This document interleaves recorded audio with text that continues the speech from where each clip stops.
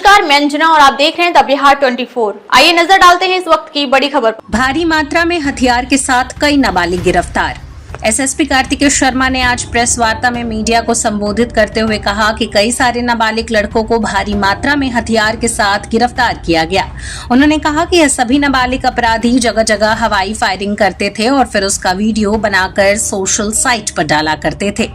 उन्होंने बताया कि गुप्त सूचना के आधार पर पटना पुलिस एवं एसटीएफ की कार्रवाई में यह छापेमारी की गई। सूचना मिली थी कि सोनपुर के रहने वाले एक व्यक्ति मोंटी सरकार की हत्या करने की साजिश रची गई और फिर इन नाबालिग लड़कों में से 2 लड़के पुलिस के हत्थे चढ़ गए, जिनके निशानदेही पर एक लड़के के घर से एक हथियार और कुछ गोलियां बरामद की गईं, तो वहीं उसी के निशानदेही पर नौबतपुर में छापेमारी करते हुए भारी मात्रा में हथियार बरामद किया गया है। उन्होंने कहा कि कई पिस्टल के साथ पेन पिस्टल, भारी मात्रा में जिंदा कारतूस और खुखरी जैसे हथियार इन नाबालिग बच्चों के पास से बरामद किया गया है।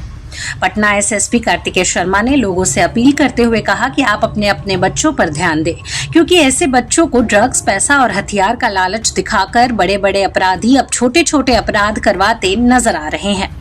उन्होंने कहा कि पकड़े गए अपराधी के पिता के पास से यह हथियार बरामद किया गया है। पिता का नाम आशुतोष शर्मा है और वह बैंक में कार्यरत हैं। पिता के सह पर ही उनके बेटे ने अपना गैंग बनाया, जिसमें छोटे छोटे उम्र के बच्चे अपराध के राह पर चल पड़े। पटना एसएसपी कार्तिकेय शर्मा ने बताया कि फिलहाल पिता को भी गिरफ्तार कर लिया गया है और सभी बच्चों को जुवेनाइल में भेजा गया है। उन्होंने बताया कि पटना पुलिस की ओर से यह भी आवेदन दिया गया है कि इन अपराधियों के साथ जुवेनाइल जैसा बर्ताव न करें, क्योंकि यह लोग जुवेनाइल के नाम पर पहले भी कई बार वारदात कर जेल से बाहर आ चुके हैं। उन्होंने साफ कहा कि ऐसे अपराधियों का मनोबल तोड़ने के लिए इन लोगों को भी अब सजा के तौर पर एक वयस्क वाली सजा तय की जाए, ताकि आने वाले समय में ऐसे छोटे छोटे बच्चे अपराध के नाम से भय खा सके। इस पूरे मामले पर पटना एसएसपी कार्तिकेय शर्मा ने और क्या कुछ कहा, देखिए हमारी पूरी रिपोर्ट। क्या मामला? कल शाम में जानकारी मिली थी कि कुछ व्यक्ति युवक हैं जो कोई बड़ी घटना करने जा रहे हैं। इसी क्रम में एसटीएफ और पटना पुलिस के जॉइंटली उसमें रेड किया गया।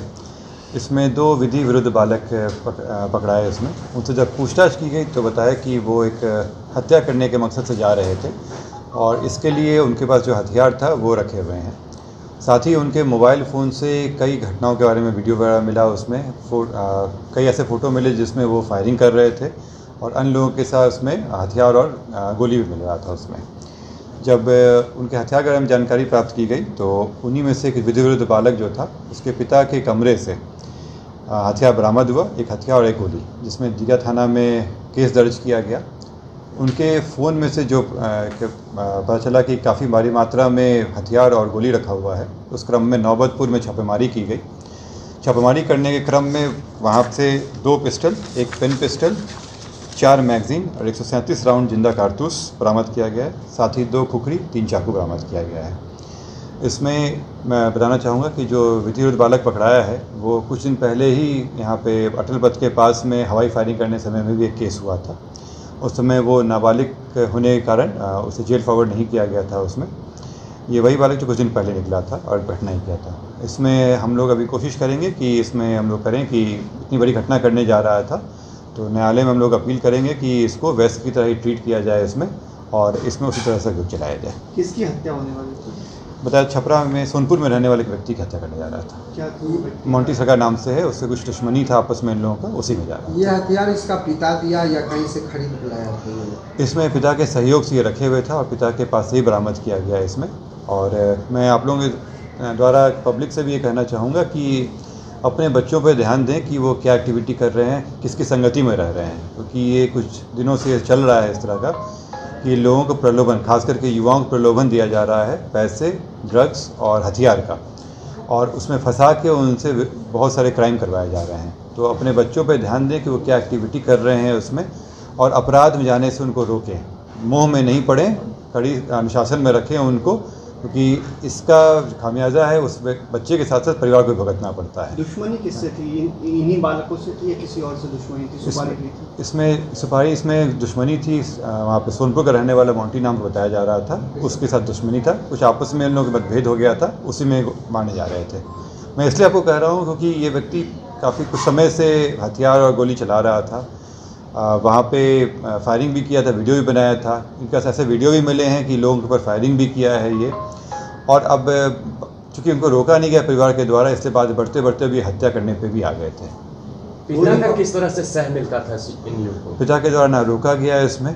पिता सब जानने के बावजूद भी हथियार घर में रखे हुए थे, उनको पता था। इसके बाद पिता की गिरफ्तारी हो गई। क्या नाम है?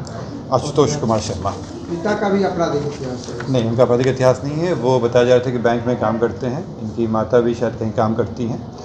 लेकिन पिता के द्वारा ना इनको रोका गया, और जब उनको जानकारी थी कि हथियार रखे हुए अपने पास ही इनफैक्ट रखे हुए थे वो, तो इस चीज़ में ये बड़ा ही आश्चर्य की बात है कि ना रोके ना इसमें कभी रोक किया गया। बोरिंग रोड और मरीन ड्राइव के इलाकों में भी गोलीबारी करते थे लोग।